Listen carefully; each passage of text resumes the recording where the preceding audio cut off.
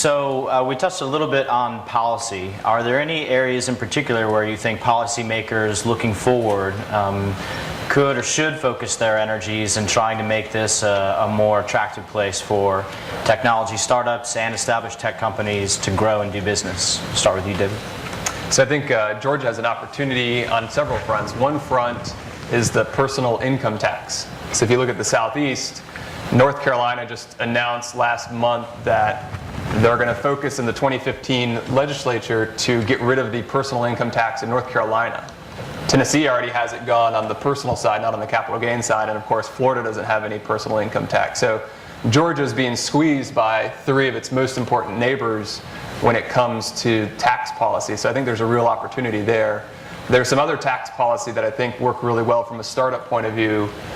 For example, the state of Pennsylvania has a net operating loss carry forward tradable tax credit, which means that if you're a startup and you lose money, which most startups do from the money they raise from investors, you can take some of those losses and actually sell them to other companies to offset some of their profits. And so Georgia has an opportunity from a tax point of view to make it more favorable both on the personal side as well as from the startup side. Hi, I'm Virginia Galloway with Americans for Prosperity Georgia, and I loved hearing your comment, David, about tax reform.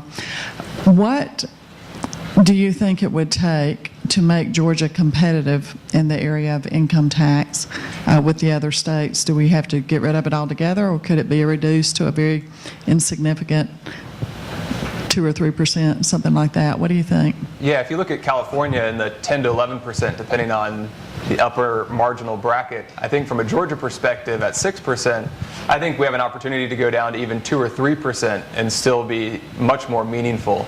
I think going from 7-ish% in North Carolina to 6% in Georgia right now isn't that meaningful, but if we're at 2 or 3%, then I think there's a real opportunity to differentiate ourselves from the West Coast.